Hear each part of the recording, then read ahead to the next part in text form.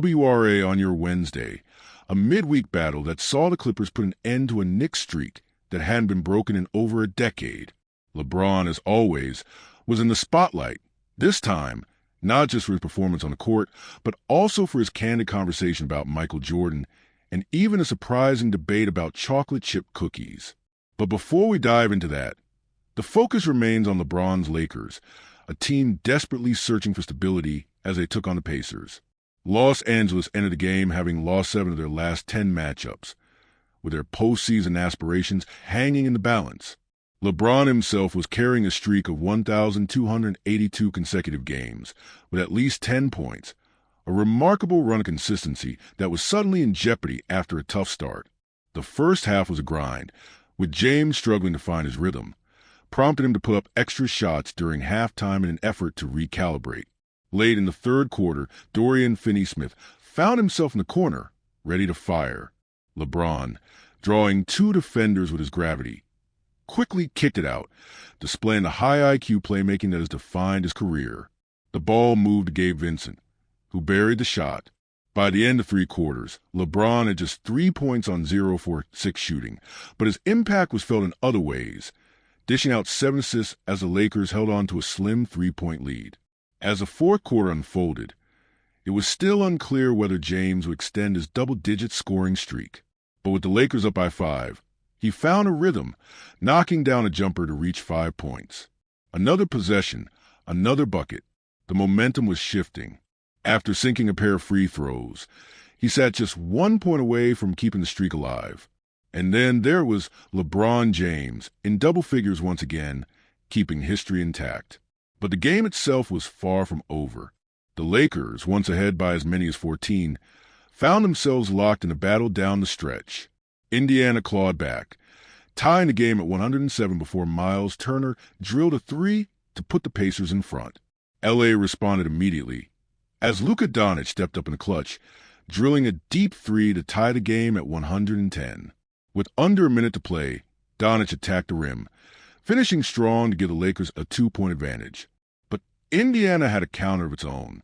Tyrese Halliburton, the young star who had been orchestrating the Pacers' offense masterfully all season, rose over Doncic, converted the N1, and completed a free throw to put Indiana back in front by 1. Then, the moment that defined the night, the Lakers had one last chance. LeBron drove, dished it to Doncic, who had an opportunity to play the hero. The floater, short, but there was LeBron, perfectly positioned, reacting instinctively, tipping in the game winner just before the red light illuminated. The buzzer sounded. Lakers win, 120-119. It was James' first buzzer-beating game winner as a Laker, and the significance of the moment wasn't lost on him. Post-game, LeBron reflected on the importance of securing the victory, acknowledging Indiana's strong play and the brutal nature of the Western Conference playoff race. He made it clear that the team couldn't dwell on this one too long. Chicago was waiting, a team that had already handled them convincingly the previous week. LeBron's buzzer beater was just another chapter in his long history of late-game heroics, particularly against the Pacers. Miami fans remember Game 1 of the 2013 Eastern Conference Finals, where LeBron weaved through Paul George to lay in a game winner at the buzzer. Fast forward to 2018, this time in a Cleveland uniform, LeBron drilled a 25-footer in Game 5 of the first round, sending the Pacers home heartbroken once again. Now, in a Lakers jersey, he added yet another dramatic finish to his legacy. With this shot, James now has 8 career game-winning buzzer beaters, tying Kobe Bryant and Joe Johnson for second most in NBA history.